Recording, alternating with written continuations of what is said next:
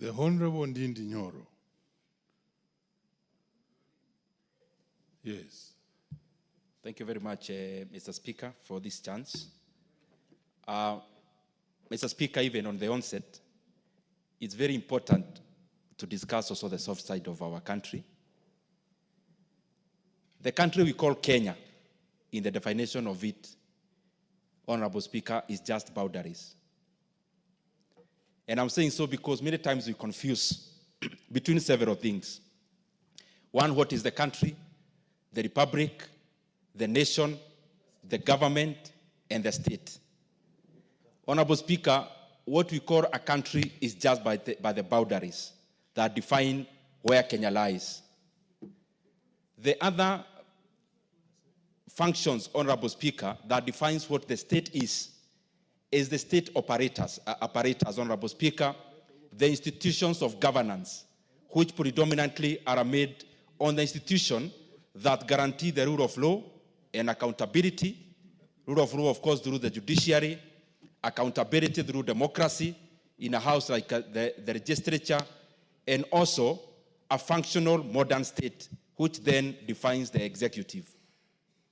Honorable Speaker, many times we don't talk about what the nation is, the nation of Kenya. And Honorable Speaker, I've talked about the country called Kenya. I've talked about the state, which makes the apparatus of the institution of governance. Honorable Speaker, there is also something very fundamental called the nation. And the nation is the soft side of the country. And Honorable Speaker, many times, even economically speaking, many countries actually progress when they have been able to align their culture. And Honorable Speaker, many times we confuse the culture and the language. That is only one side of what we call the nation, or shared identity, or shared values. The soft side of the country, Honorable Speaker, encompasses and answers the question of who are we as a country, who are we as a citizenry. Honorable Speaker, one could be language, others could be shared values, others could be even our temperament, others could be our disposition as a people, because, Honorable Speaker, all these soft sides of what defines the people form what is called the culture. Honorable Speaker, in this modern era, it is beholden upon all of us. And that is why culture is always actually not static, Honorable Speaker. It is progressive and dynamic. It behoves all of us to look at the segments of our culture, which then brings identities that are static. Identities, Honorable Speaker, that then brings about fault lines in the relationships of the people. And that is why many countries, Honorable Speaker, have had many people with different cultures, but they came together to find an overarching culture, a shared value across. That is why a country like Switzerland is actually more fragmented in terms of ethnicities than Kenya. But when you look at it, it is more cohesive. A country like Tanzania, Honorable Speaker, is more fragmented in terms of ethnicities. But when you go to Arusha or Dar es Salaam, and you ask anyone which tribe you come from, the first thing they ask you is, are you Kenyan? And Honorable Speaker, what I'm just trying to say is that it is important progressively. It may not happen very suddenly. Progressively, that for a country to actually thrive economically, they have to pull in one direction. And for a people to pull in one direction, they have to be the same people. That homogeneity of the people, Honorable Speaker, comes about by coming up with a culture that overacts and a culture that is shared across all people. People could be speaking different languages. People could be different even in their appearance, Honorable Speaker, but it is important, even for a country to thrive, that we pull in one direction. And for us to pull in one direction, we first of all have to deal with the fault lines. We have to deal, Honorable Speaker, with things that divide us and find an overarching culture and shared values that bring us together as a people. And upon that, Honorable Speaker, the beauty is that we always have a chance. As a country, we have a chance. As a continent, we have a chance, Honorable Speaker, so that we can define ourselves, Honorable Speaker, through an overarching identity, and an identity that which is not static, but which is fluid. Honorable Speaker, most of the static identities are the ones that pull people apart. For example, when you are born in a speaking in a different language, Honorable Speaker, many times, therefore, in that particular ethnicity you come from, you may never be able to change it in your lifetime.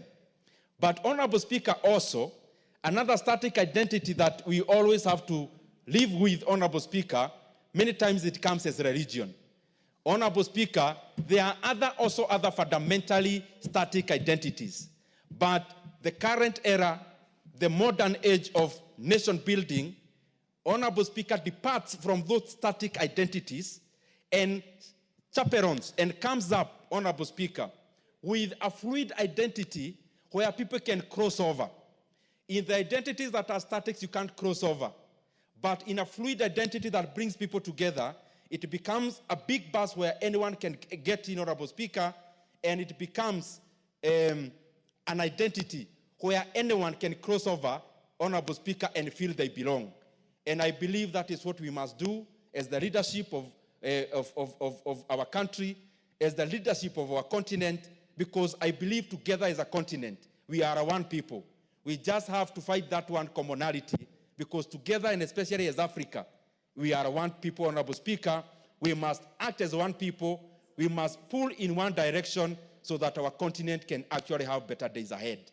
And even the same should percolate to the individual states, to the individual nations, Honorable Speaker, to the individual countries, so that we continue building a cohesive society. I thank you, Honorable Speaker. Very well. Sounds like the Hegelian philosophy or something of that type. Let's hear from Honorable Wilberforce Oundo. Thank you, Honorable Speaker, for this opportunity to also lend a voice in support of the bill before us, the Culture Bill, which is a bill essentially to give effect to Article 11.3 of the Constitution of Kenya that calls for the protection and preservation of the culture of the people of Kenya. Honorable Speaker, culture espouses the entire life of the individual. Culture espouses is the glue that binds the individual to the community. And what is a community? Honorable Speaker, when you look at the bill, they attempt to define a community. And a community defines a culturally homogeneous and consciously distinct group of people who share any of the following attributes: common ancestry, similar cultural mode of livelihood or language, geographical space, ecological space, or community of interest. Honorable Speaker, Kenya is a case study of culture. Because, Honorable Speaker, you are aware, the so-called people who are in Kenya here are not the original occupiers of the space, the geographical space called Kenya. All of us migrated from somewhere and came to this country, and because of the colonial boundaries, we found ourselves in one space, one geographical space, delineated by us Kenya, reaffirmed in our Constitution 2010 as the space called Kenya. But truly speaking, Honorable Speaker, and I would want to challenge anybody who has a contrary opinion, and this bill seems to allude to something like a national culture. We can never have a national culture because we are completely different, but we can have a community of interest because we are bound together politically, we are bound together the instruments of the state, we are bound together by the monopoly of violence that's normally bestowed on the state to ensure that we remain together.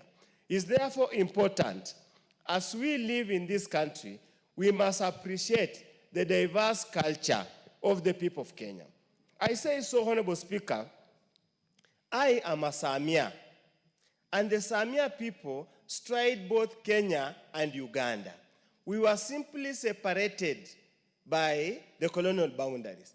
So if you tell a Samia person to espouse the national culture of Kenya, what about the cultural integration that we have with our community, with our brothers and sisters, our cousins across the border. The same applies to the Somali community. If you tell them they must now discard the Somali culture and espouse the national culture, what happens to the Somalis in Somalia, Somalis in Djibouti, Somalians everywhere? The same applies to my neighbors, the Tesos. The same applies to Maasais. Therefore, it is important in the drafting of this bill, and I want to echo the sentiments of KJ, when he says this bill is a generality. And even if you look at the drafting, Honorable Speaker, it would mean actually we will have almost 100 or so regulations, subsidiary legislation to put into effect to implement this bill. This also brings now, I can understand the difficulties the drafters faced. What is culture? What is culture? Is such a fluid statement, is an ever-changing target. The culture that was there when we started migrating here is no longer a culture that's tenable today.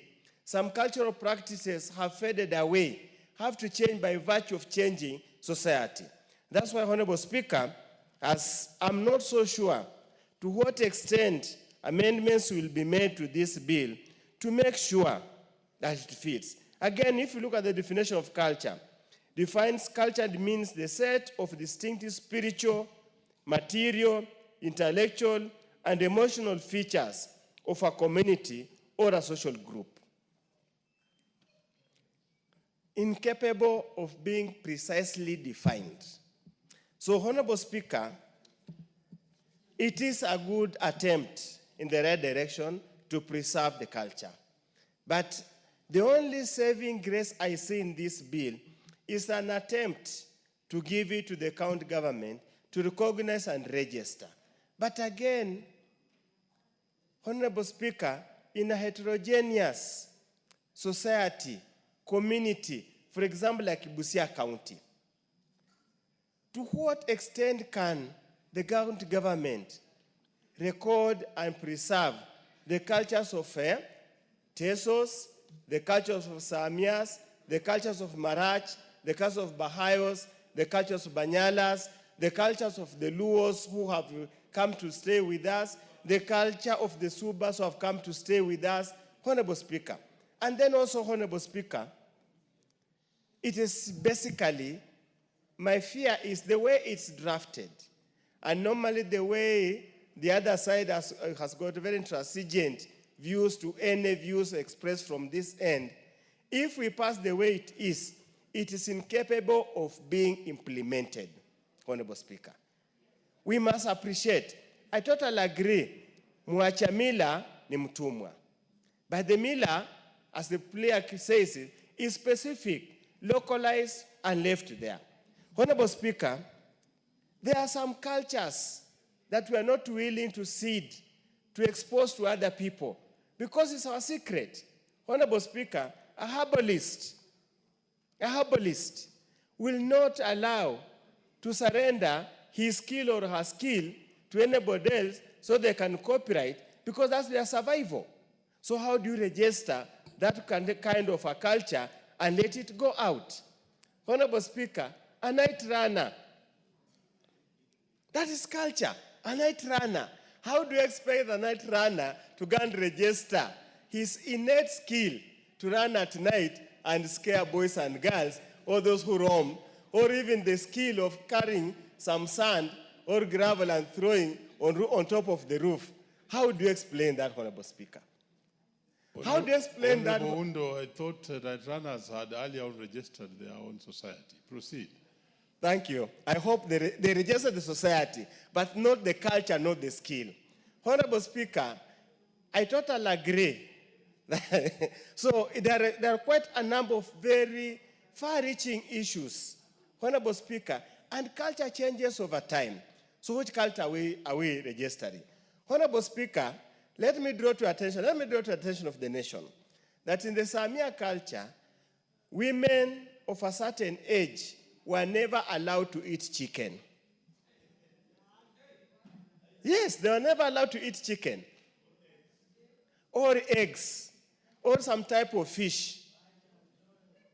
You see now, that's why it is so difficult to contextualize the culture. Honorable Dagal is already complaining. We had the reasons for it. Honorable Speaker, you never, in my Samia culture, Honorable Speaker, you will never meet on the same road with your mother-in-law. She either goes into the bush or you go to the bush. Now, with these open roads, with the bushes gone, how do you succeed? How do you ensure you register such a culture and preserve such a culture? We must be dynamic. And that's why for me, where I sit, the focus should be in the historical books, probably collecting the artifacts of the people. Honorable Speaker, in our culture, a girl who was now already an adolescent could never share the same toilet with the father. Sure, never. How? But now, Honorable Speaker, we come to Nairobi, we live in 10 by 10, there's only one toilet. The culture is gone. And that's why you find some of these two small things are starting to emerge. So, Honorable Speaker, and even issues of wife inheritance, Honorable Speaker, the women's rights came and sensationalized the issue and made it look so bad. Yet it was merely protecting the lineage and the heritage of the family, because we do not want strangers to come into the family and sow some strange seeds, so that you have kids looking this way, they look like Aloro Mondi, some look like Ndindi Nyoro. We never allow that kind of an arrangement. We need the purity of the family. So, Honorable Speaker, at the right time, we'll give the experts, the advisors, we'll attempt to make amendments. But I sincerely believe culture is dynamic, let it remain fluid and ever-changing. Thank you, Honorable Speaker. The Honorable Jamatia.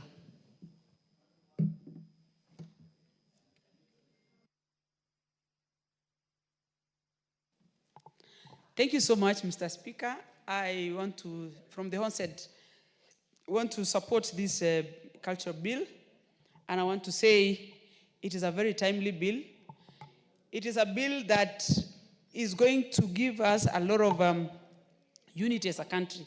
And before I even go so far, I want to quote and read a quote from one of the British Parliament legislator those days, or someone who addressed British Parliament in 2nd February 1835. His name is Lord Macaulay.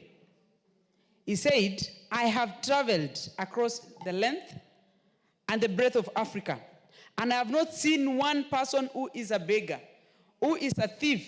Such a wealth I have seen in this country, such high moral values, people of such caliber, that I do not think we would ever conquer this country unless we break the very backbone of this nation, which is our spiritual, cultural heritage. And therefore, I propose that we replace our old and ancient education system, our culture. For if the African think that all that is foreign and English is good, the greater and greater than their own, they will lose their self-esteem, their native culture, and they will become what we want them. A truly dominant nation it is. This is the year 1835, Mr. Speaker. This is a calculated move that was done in fragmentation of African culture. We are back to discussion today in one of the British colony, Kenya. And what is haunting us today is how we can bring back our culture. The proponents of the bill has really attempted so much, as Honorable Wundo has said, to give us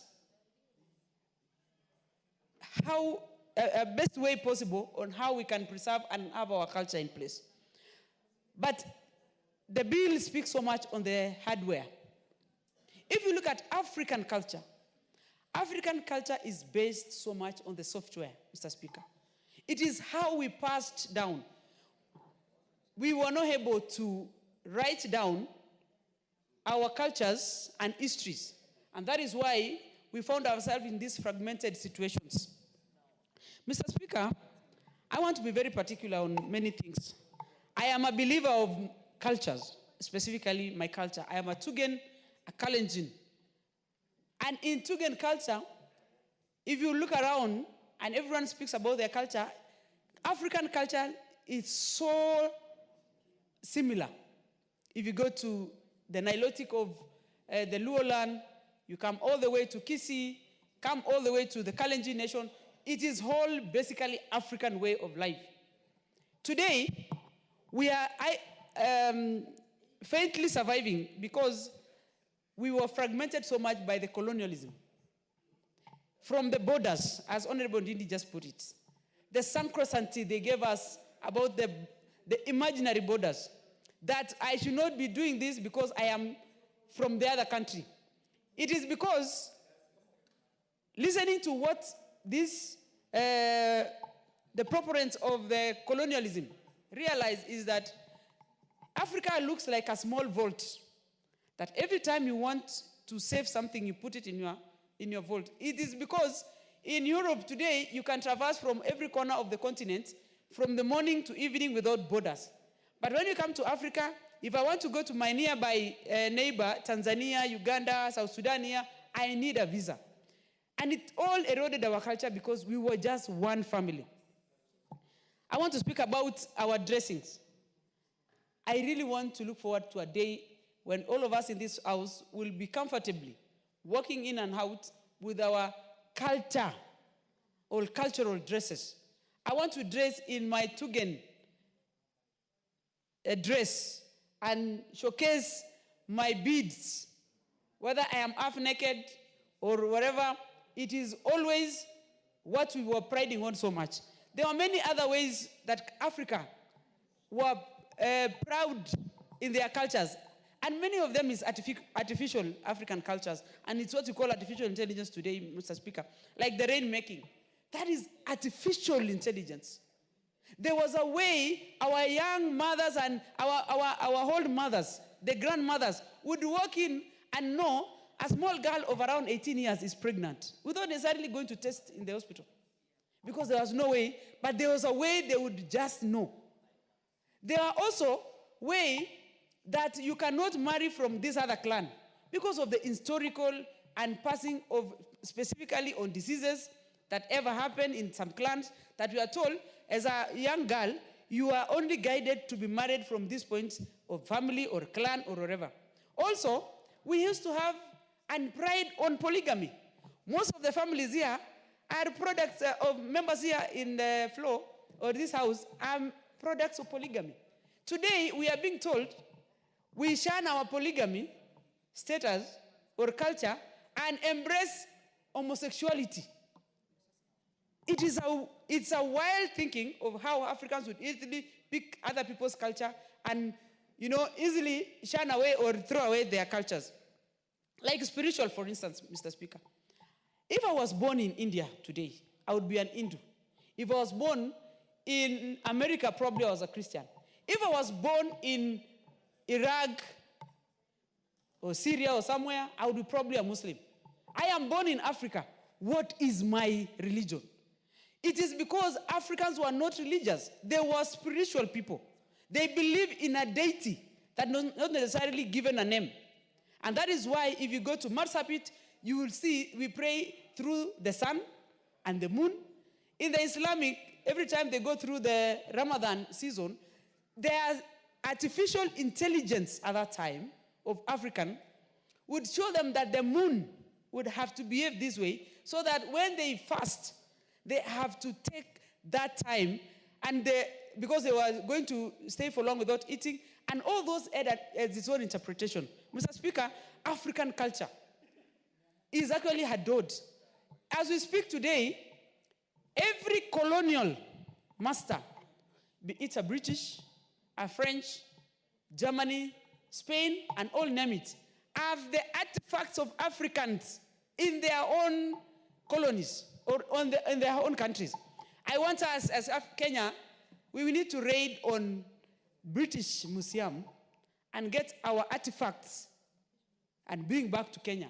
we are bringing this culture bill because we are going back to the roots and we are taking back our cultures with pride. We want to eat our food. Nowadays, if you go to hospitals, you find young children having diabetics because of the social food that we have exposed ourselves. We eat junk food all the time. But on those days, in my culture, because of the less food we used to have, if you are eating proteins, let's say milk, you can't drink milk and eat meat at the same time. And it was also a balanced diet. You could not eat a lot of starch without having vitamins in it. And also, we used to balance with natural food like honey. If you come to Baringo today, every household believes honey is medicinal. And when we used to take care of our father's goats and cows, we used to take honey in the morning. We could take them all the time because it was nourishing. And every time we take honey, we don't get cough easily. You don't get sick anytime or many times. It used to be almost like a whole meal. Because when you take honey, Mr. Speaker, you most likely going to take a whole day. So otherwise, Mr. Speaker, I want to say categorically that this bill should be enhanced as it goes through the process. We want to ask the president, as he signs it, it should be mandated with a proper cultural day. We need to dress properly. And when the bill is being signed, we need also to give it as a sign of patriotism. During the cultural day of Moi Day, those days, we need, or Utamaduni Day, it must give us the patriotism through our culture. Thank you, Mr. Speaker. Very well, and strong arguments. She just